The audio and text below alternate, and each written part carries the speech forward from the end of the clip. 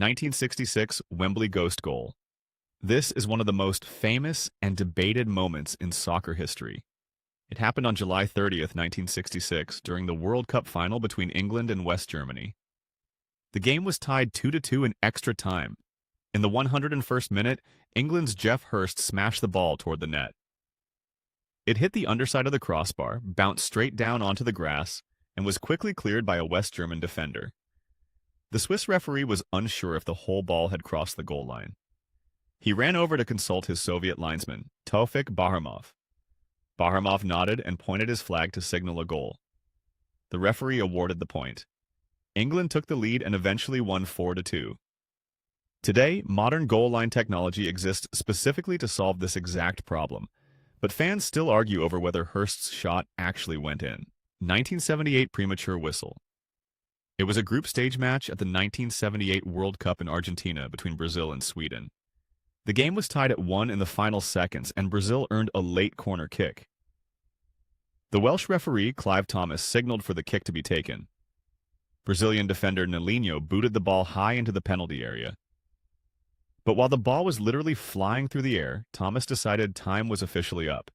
He blew his whistle to end the game. A split second later, Brazilian star Zico headed the ball into the net. The Brazilians celebrated, thinking they just won. But Thomas disallowed the goal, ruling the match was over before the ball crossed the line.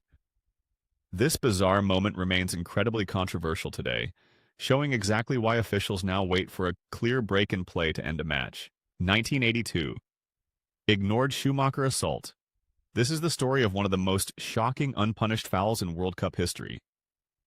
During the 1982 semifinal in Seville, France played West Germany. French substitute Patrick Battiston chased a long pass toward the penalty area. West German goalkeeper Harald Schumacher sprinted off his line. Just as Battiston flicked the ball past him, Schumacher launched himself into the air. He twisted his body and slammed his hip directly into Battiston's face. The impact was sickening. Battiston was knocked out cold before he even hit the ground. He suffered damaged vertebrae, broke 2 teeth, and slipped into a coma right there on the pitch. Incredibly, the referee did not even call a foul. He just awarded a goal kick. Today, the incident stands as a grim reminder of how much player safety and referee accountability have changed in modern football. 1986 Hand of God. This is the most infamous unpunished handball in the history of soccer. It happened on June 22, 1986, during a tense World Cup quarterfinal between Argentina and England. 6 minutes into the second half, a defender hooked the ball high into the penalty area. England's goalkeeper, Peter Shilton, ran off his line to punch it clear.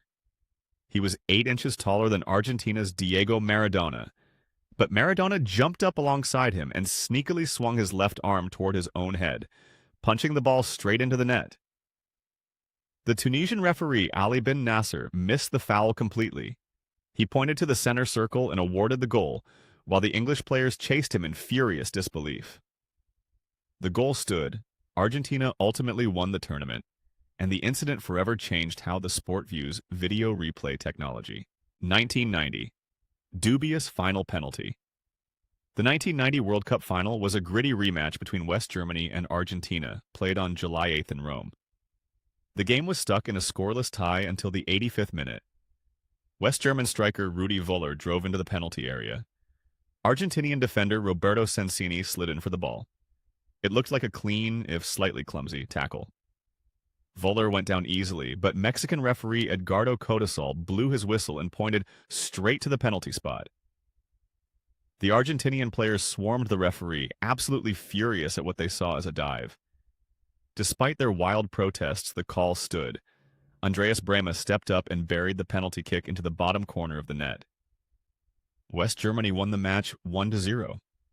Today, that late whistle is still remembered as one of the softest calls to ever decide a World Cup.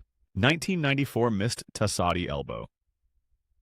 The 1994 World Cup quarterfinal between Italy and Spain is remembered for a brutal, unpunished foul. Late in the game, Italy was leading 2-1. Spain pushed forward for a final attack. A cross came into the penalty box. As Spanish midfielder Luis Enrique went for the ball, Italian defender Mauro Tassotti swung his arm back and smashed his elbow directly into Enrique's face. The strike instantly shattered Enrique's nose. He fell to the grass, heavily bleeding, while furious Spanish players begged for a penalty kick. However, the referee completely missed the vicious hit. He let play continue, and the final whistle blew shortly after. Enrique was left screaming with a blood-soaked jersey. Tesori was later suspended for 8 matches, but Spain still went home. Today, this bloody incident stands as a prime example of why modern soccer eventually introduced video replay. 2002, Byron Moreno disaster.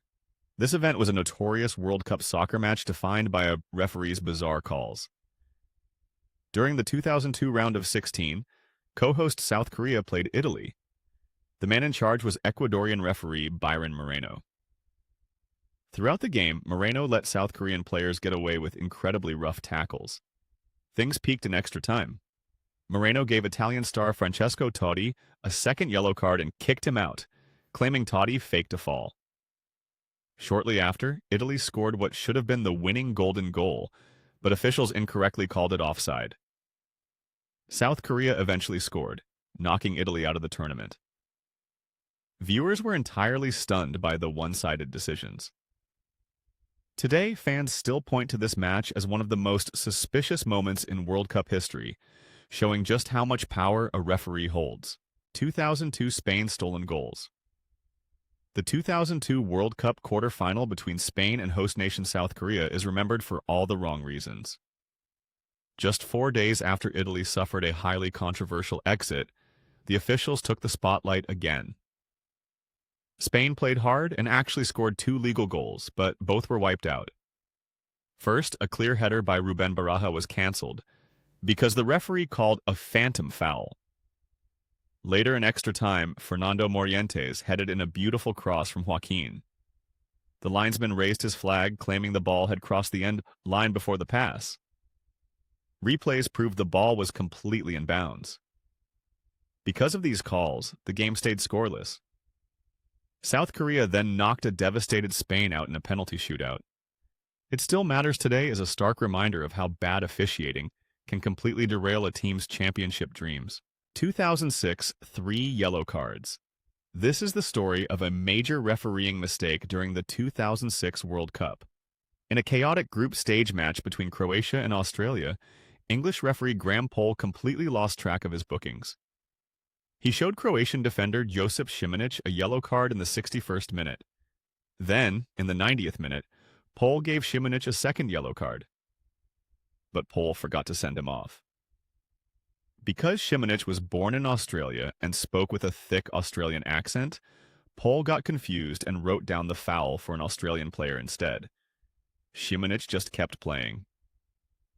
3 minutes later, at the final whistle, Šimanić argued with Poll and shoved him.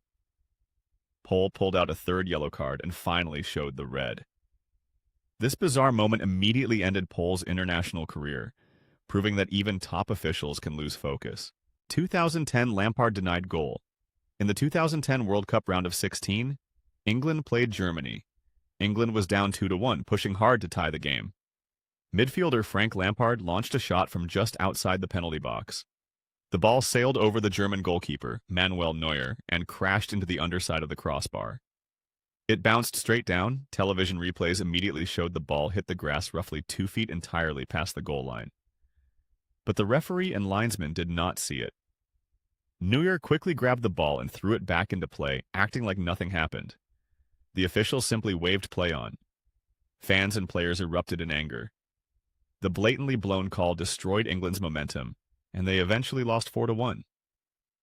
This massive error forced FIFA to act.